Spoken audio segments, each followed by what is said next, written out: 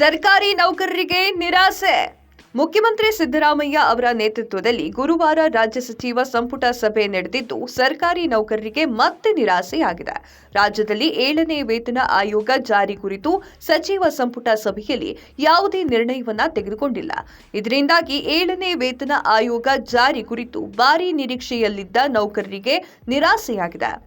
ಸಿದ್ದರಾಮಯ್ಯ ಅವರ ನೇತೃತ್ವದ ಸಚಿವ ಸಂಪುಟ ಸಭೆಯಲ್ಲಿ ಹಲವು ತೀರ್ಮಾನಗಳನ್ನು ತೆಗೆದುಕೊಳ್ಳಲಾಗಿದೆ. ಸಂಪುಟ ಸಭೆಯ ಬಳಿಕ ಕಾನೂನು, ನ್ಯಾಯ, ಮಾನವನ ಹಕ್ಕುಗಳು, ಸಂಸದೀಯ ವ್ಯವಹಾರ ಮತ್ತು ಶಾಸನ ರಚನೆಗಳು ಹಾಗೂ ಪ್ರವಾಸೋದ್ಯಮ ಸಚಿವ ಎಚ್.ಕೆ. ಪಾಟೀಲ್ ಅವರು ಸುದ್ದಿಗೋಷ್ಠಿಯನ್ನ ನಡೆಸಿ ಸಚಿವ ಸಂಪುಟ ಸಭೆಯಲ್ಲಿ ತೆಗೆದುಕೊಂಡಿರುವಂತಹ ಪ್ರಮುಖ ನಿರ್ಧಾರಗಳ ಕುರಿತು ಮಾಹಿತಿಯನ್ನ ನೀಡಿದ್ದಾರೆ. ಸಂಪುಟ ಸಭೆಯಲ್ಲಿ ತೆಗೆದುಕೊಂಡ ಪ್ರಮುಖ ತೀರ್ಮಾನಗಳ ಮುಖ್ಯಾಂಶಗಳು ಇಲ್ಲಿದೆ ನೋಡಿ. ಕಳೆದ ಸಚಿವ ಸಂಪುಟ ಸಭೆಯಲ್ಲಿ 147 ಟೆಂಡರ್ಗಳಿಗೆ ಟೆಂಡರ್ ಅನ್ನ ಕರೆಯಲಾಗಿದ್ದು, ಆಡಳಿತಾತ್ಮಕ ಮಂಜೂರಾತಿಯ ಪೈಕಿ ಎಷ್ಟೋ ಟೆಂಡರ್ ಕರೆದು ಕೆಲಸ ಪ್ರಾರಂಭ ಮಾಡಲಾಗಿದೆ ಅಂತ ಅವಲೋಕಿಸಿದ್ದಾರೆ. 94 ಪ್ರಸ್ತಾವಗಳಿಗೆ ಟೆಂಡರ್ಗಳನ್ನು ಆಹ್ವಾನ ಮಾಡಲಾಗಿದೆ. 19 ಪ್ರಸ್ತಾವನೆಗಳು ಪರಿಶೀಲನೆಯಲ್ಲಿ ಇದ್ದು, 18 ಪ್ರಸ್ತಾವನೆಗಳಿಗೆ ಕಾರ್ಯಾದೇಶವನ್ನು ನೀಡಲಾಗಿದೆ. 7 ಕಾಮಗಾರಿಕೆಗಳು ಮುಕ್ತಾಯವಾಗಿದೆ. 53 ಪ್ರಸ್ತಾವನೆಗಳು ಟೆಂಡರ್ ಕರೆಯಲು ಬಾಕಿ ಇದೆ. ಸಚಿವ ಸಂಪುಟ ಇವುಗಳ ಬಗ್ಗೆ ಗಂಭೀರವಾಗಿ ಪರಿಗಣಿಸಿ ಆಡಳಿತಾತ್ಮಕ ಮಂಜೂರಾತಿ ನೀಡಿರುವ ಎಲ್ಲ ಟೆಂಡರ್ಗಳಿಗೆ ಮುಂದಿನ 1 ತಿಂಗಳ ಒಳಗಾಗಿ ಅಗತ್ಯ ಕ್ರಮವನ್ನು ತೆಗೆದುಕೊಳ್ಳಲು ಮುಖ್ಯಮಂತ್ರಿಗಳು ಸೂಚನೆಯನ್ನ ನೀಡಿದ್ದಾರೆ. ವಾಣಿಜ್ಯ ಮತ್ತು ಕೈಗಾರಿಕಾ ಇಲಾಖೆಯಡಿ 2025 ಫೆಬ್ರವರಿ 12-14 ಇನ್ವೆಸ್ಟ್ ಕರ್ನಾಟಕ 2025 ಜಾಗತಿಕ ಬಂಡವಾಳ ಹೂಡಿಕೆದಾರರ ಸಮಾಲೋಚನೆಯನ್ನ ಬೆಂಗಳೂರಿನ ಅರಮನೆ ಮೈದಾನದಲ್ಲಿ ಆಯೋಜಿಸಲು ಸಚಿವ ಸಂಪುಟ ಅನುಮೋದಿಸಿದೆ.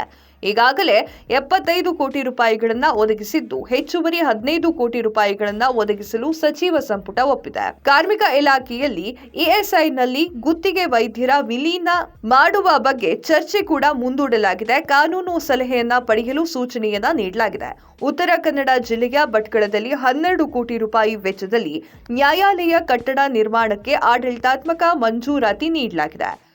ಸಾರಿಗೆ ಇಲಾಖೆಯಲ್ಲಿ ಕರ್ನಾಟಕ ಸಾರಿಗೆ, ರಸ್ತೆ ಸಾರಿಗೆ ನಿಗಮ ಮತ್ತು ವಾಯವ್ಯ ರಸ್ತೆ ಸಾರಿಗೆ ಸಂಸ್ಥೆಗಳಿಗೆ ಹೊಸದಾಗಿ 112 ಪೂರ್ವ ಕವಚ ನಿರ್ಮಿತ BS4 ವೇಗದೂತ ಬಸ್ಸುಗಳನ್ನು 46.48 ಕೋಟಿ ರೂಪಾಯಿಗಳ ಅಂದಾಜು ಮೊತ್ತದಲ್ಲಿ ಖರೀದಿ ಮಾಡಲು ಆಡಳಿತಾತ್ಮಕ ಅನುಮೋದನೆ ನೀಡಲು ಪ್ರಸ್ತಾವನೆಯನ್ನ ಸಚಿವ ಸಂಪುಟ ಒಪ್ಪಿದೆ.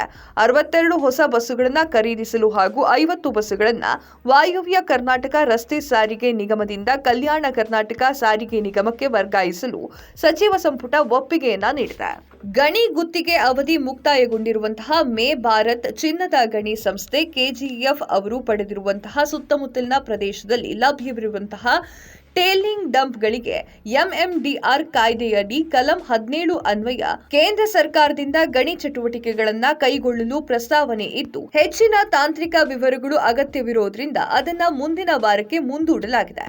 ಕರ್ನಾಟಕದಲ್ಲಿ ಬಂಡವಾಳ ಹೂಡಿಕೆಯ ಆಕರ್ಷಣೆಗಳಿಗಾಗಿ ನಾಲೆಜ್ ಪಾರ್ಟ್ನರ್ ಆಯ್ಕೆ ಮಾಡಲು ವಾಣಿಜ್ಯ ಮತ್ತು ಕೈಗಾರಿಕಾ ಇಲಾಖೆ ಈ ಟೆಂಡರ್ ಕರೆದಿದ್ದು, ಟೆಂಡರ್ ಪ್ರಕಾರ ಈಗಾಗಲೇ Boston consulting group India prime limited ಅವರನ್ನ ಜಿಎಸ್ಟಿ ಒಳಗೊಂಡಂತೆ 21 ಕೋಟಿ ರೂಪಾಯಿ ವೆಚ್ಚದಲ್ಲಿ ನಾಲೆಜ್ ಪಾರ್ಟ್ನರ್ ಆಗಿ ನೇಮಕ ಮಾಡಲು ಸಚಿವ ಸಂಪುಟ ಒಪ್ಪಿಗೆಯನ್ನ ನೀಡಿದೆ. ಕಾನೂನು, ನ್ಯಾಯ ಮತ್ತು ಮಾನವನ ಹಕ್ಕುಗಳ ಇಲಾಖೆಯಡಿ ರಾಜ್ಯದಲ್ಲಿ ಕಾನೂನು ಮತ್ತು ನೀತಿಯ ಅನುಮೋದನೆ ನೀಡುವ ಬಗ್ಗೆ 2-3 ವಿಚಾರಗಳಲ್ಲಿ ಬದಲಾವಣೆ ಅಗತ್ಯವನ್ನ ಮನಗಂಡು ಮುಂದೂಡಲಾಗಿದೆ.